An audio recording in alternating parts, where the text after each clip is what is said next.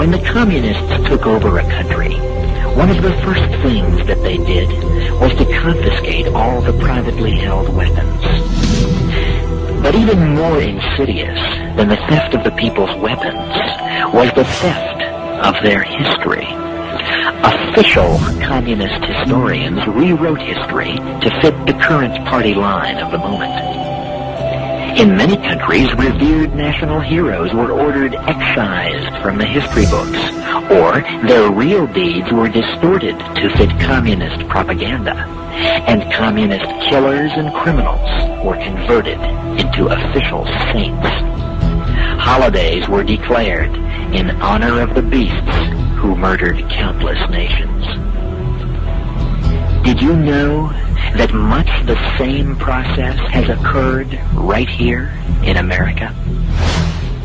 On today's program, I will present to you the truth about the so-called Reverend Dr. Martin Luther King Jr., who is accorded a reverence and a beatitude infinitely greater than that granted to Washington and Lincoln, whose holidays are mainly of interest to Americans now because of used car and appliance sales. I will show to you that King was a phony, a fake, a criminal, a charlatan, a sexual degenerate, a traitor even to his own people, and a dedicated communist working for the destruction of America and all she stood for. I will show you how he actively sought funds from the Soviet Union, how his non-violent image was only a front for public consumption, and how he used funds donated to his so-called Southern Christian Leadership Conference to procure prostitutes, white and black, for drunken sex parties that sometimes lasted for days. I will bring you the latest revelations about the brazen cheating and conniving that got King his phony Ph.D. I will show you that King is such a thoroughgoing phony that even his name is fake. Every January, the liberal media go into a kind of almost spastic frenzy of adulation toward the greatest hero of the New World Order, the so-called Reverend Dr. Martin Luther King Jr. The lying bag of garbage has even had a national holiday declared in his honor, something which many genuine national heroes like Thomas Jefferson and Charles Lindbergh have been denied. The orgy of adoration usually spills over into February, chosen by our masters to be called Black History Month. Well, let's take a look at this modern-day plastic god, Martin Luther King. Born in 1929, he was the son of a black preacher, known at the time only as Daddy King.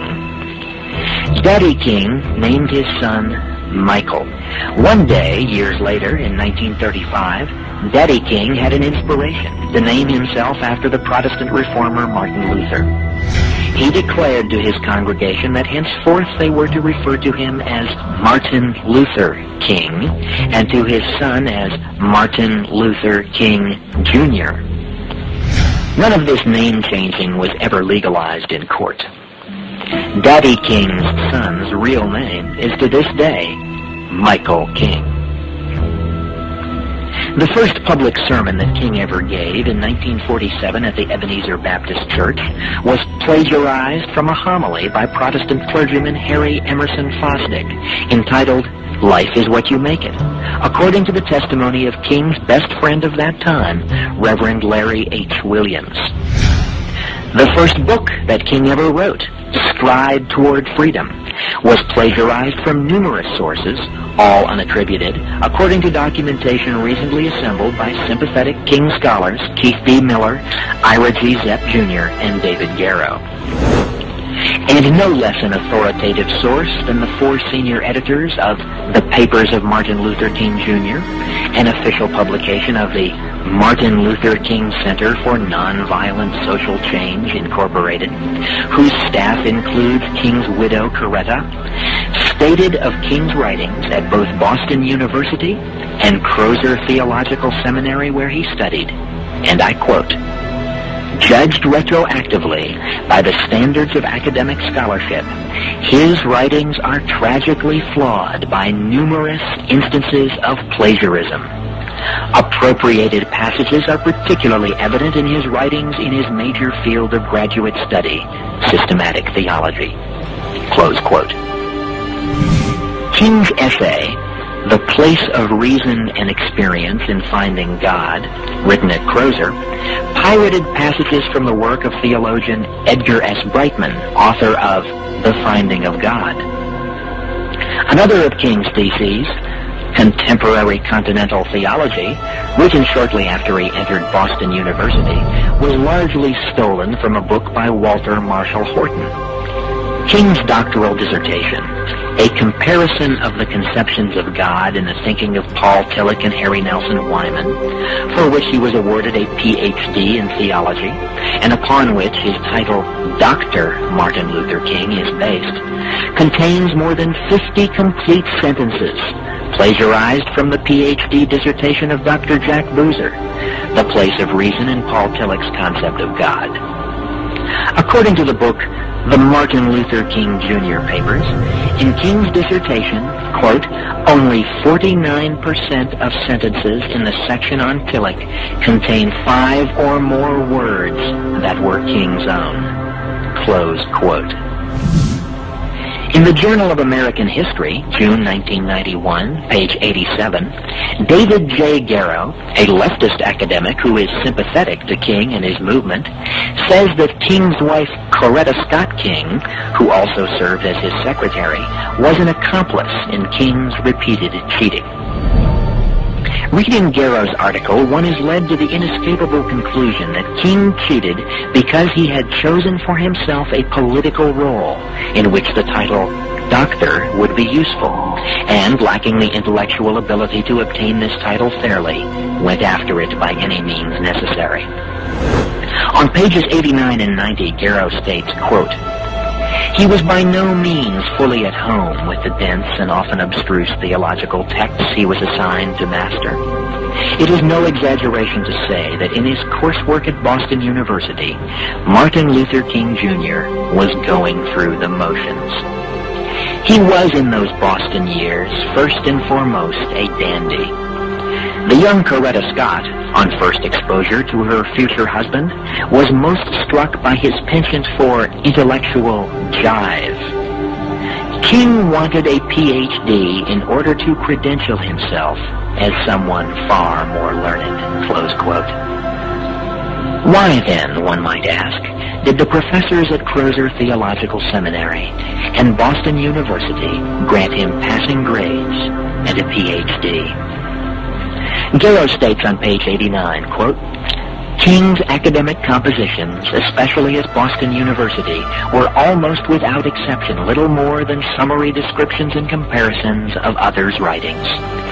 Nonetheless, the papers almost always received desirable letter grades, strongly suggesting that King's professors did not expect more. Close quote.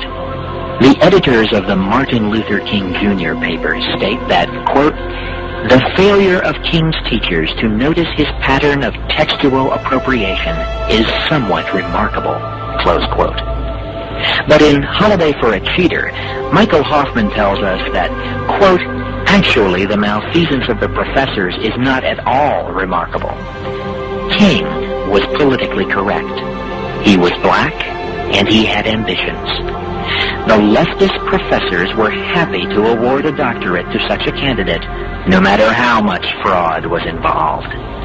Nor is it any wonder that it has taken 40 years for the truth about King's record of nearly constant intellectual piracy to be made public. Close quote. Supposed scholars who in reality shared King's vision of a racially mixed and Marxist America purposely covered up his cheating for decades. The cover-up still continues. From the New York Times of 10/11/91, page 15, we learn that on October 10, 1991, a committee of researchers at Boston University admitted that, quote, there is no question but that Dr. King plagiarized in the dissertation. However, despite its finding, the committee said that no thought should be given to the revocation of Dr. King's doctoral degree, an action the panel said would serve no purpose. Close quote. No purpose indeed.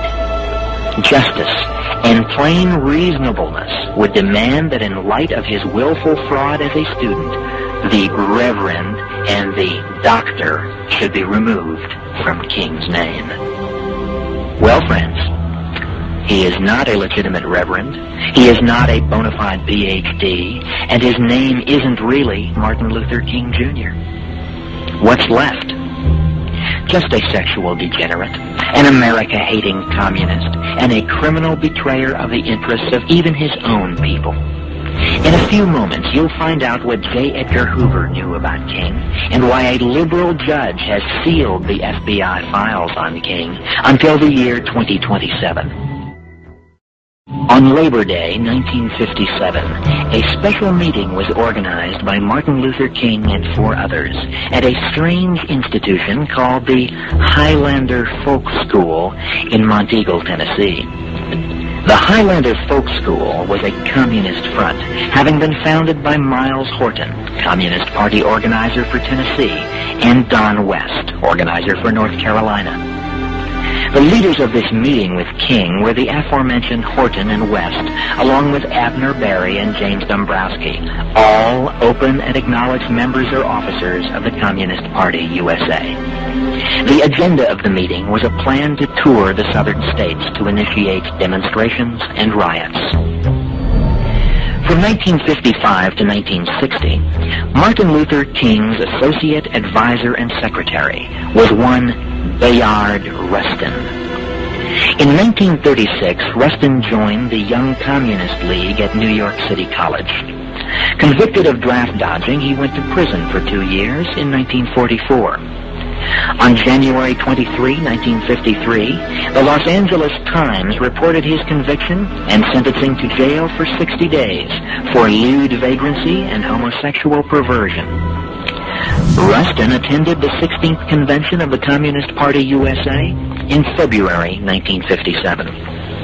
1 month later, he and King founded the Southern Christian Leadership Conference, or SCLC for short. The president of the SCLC was Dr. Martin Luther King Jr. The vice president of the SCLC was the Reverend Fred Shuttlesworth, who is also president of an identified communist front known as the Southern Conference Educational Fund, an organization whose field director, a Mr. Carl Braden, was simultaneously a national sponsor of the Fair Play for Cuba Committee, of which you may have heard. The program director for the SCLC was the Reverend Andrew Young, in more recent years, Jimmy Carter's ambassador to the UN and mayor of Atlanta. Young, by the way, was trained at the Highlander Folk School, previously mentioned. Soon after returning from a trip to Moscow in 1958, Bayard Rustin organized the first of King's famous marches on Washington. The official organ of the Communist Party, the Worker, openly declared the march to be a communist project. Although he left King's employ as secretary in 1961, Rustin was called upon by King to be second in command of the much larger March on Washington, which took place on August 28, 1964. Bayard Rustin's replacement in 1961 as secretary and advisor to King was Jack Odell, also known as Hunter Pitts Odell. According to official records, in 1962, Jack Odell was a member of the National Committee of the Communist Party USA. He had been listed as a Communist Party member as early as 1956. Odell was also given the job of acting executive director for SCLC activities for the entire Southeast, according to the St. Louis Globe-Democrat of October 26, 1962. At that time, there were still some patriots in the press corps, and word of Odell's party membership became known. What did King do? Shortly after the negative news reports, King fired Odell with much fanfare. And he then without the fanfare, immediately hired him again as director of the New York office of the SCLC, as confirmed by the Richmond News Leader of September 27, 1963.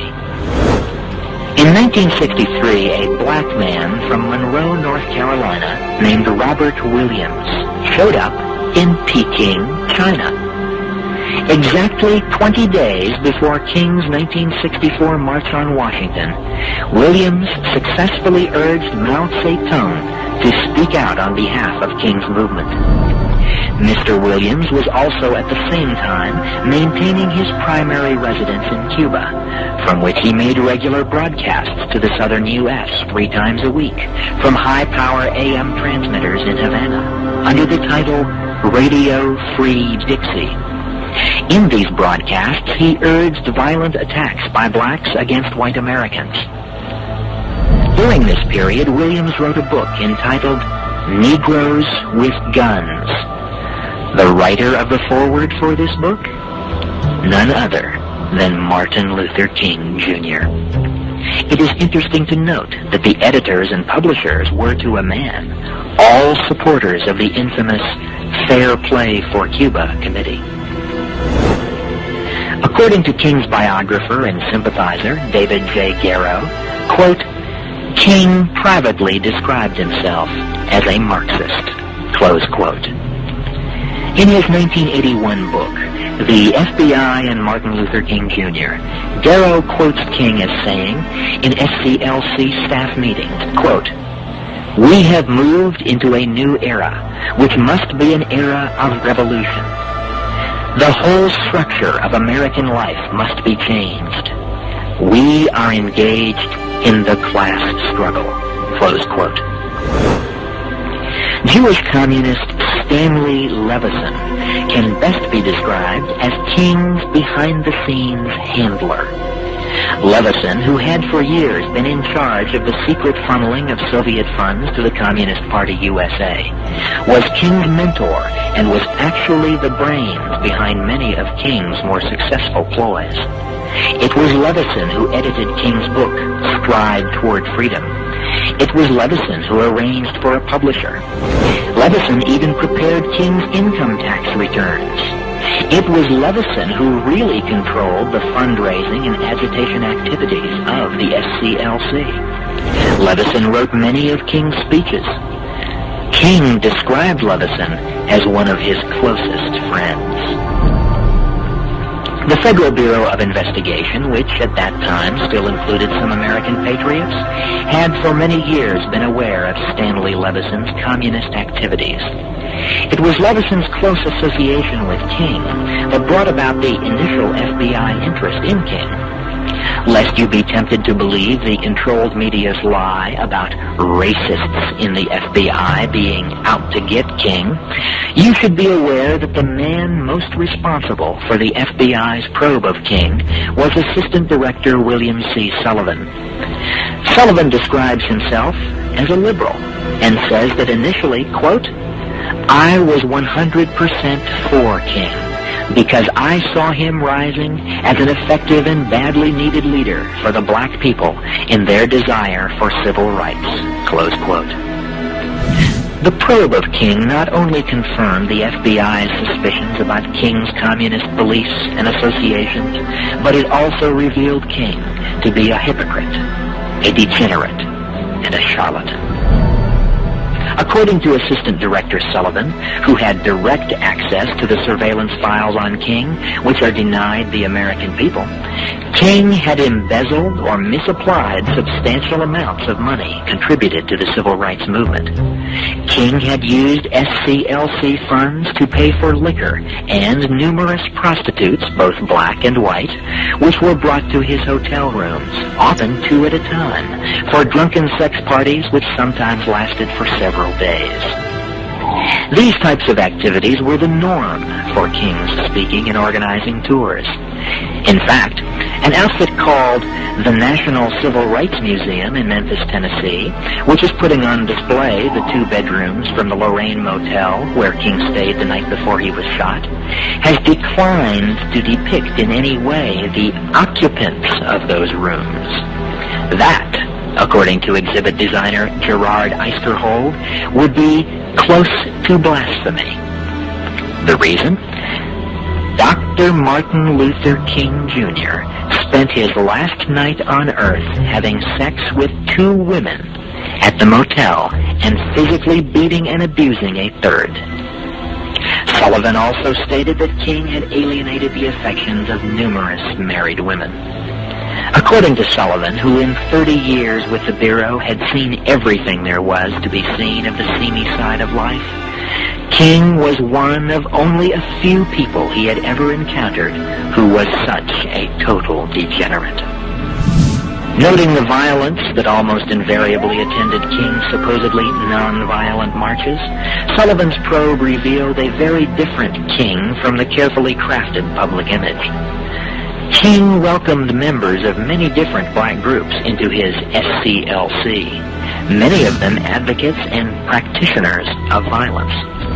King's only admonition on the subject was that they should, quote, embrace tactical nonviolence, close quote. Sullivan also relates an incident in which King met in a financial conference with Communist Party representatives, not knowing that one of the participants was an infiltrator actually working for the FBI. J. Edgar Hoover personally saw to it that documented information on King's communist connections was provided to the President and to Congress. And conclusive information from their files was also provided to major newspapers and news wire services. But were the American people informed of the real nature of the man who called himself Dr. Martin Luther King Jr.? No. For even in the 1960s, the fix was in. The controlled media were bound and determined to push the racial mixing program on America. King was their man, and nothing was going to get in their way. With a few minor exceptions, these facts have been kept from the American people. The pro-King propaganda machine grinds inexorably on, and it is even reported that a serious proposal has been made to add some of King's writings as a new book in the Bible. Ladies and gentlemen, the purpose of this program is far greater than to prove to you the immorality and subversion of this man called King. I want you to start to think for yourselves. I want you to consider this. What are the forces and motivation behind the controlled media's active promotion of King? What does it tell you about our politicians when you see them almost without exception falling all over themselves to honor King as a national hero? What does it tell you about our society when any public criticism of this moral leper and communist functionary is considered grounds for impeachment or dismissal? What does it tell you about the controlled media when you see how they have successfully suppressed the truth and held out a picture of King that can only be described as a colossal lie? You need to think, my fellow Americans. You desperately need to wake up.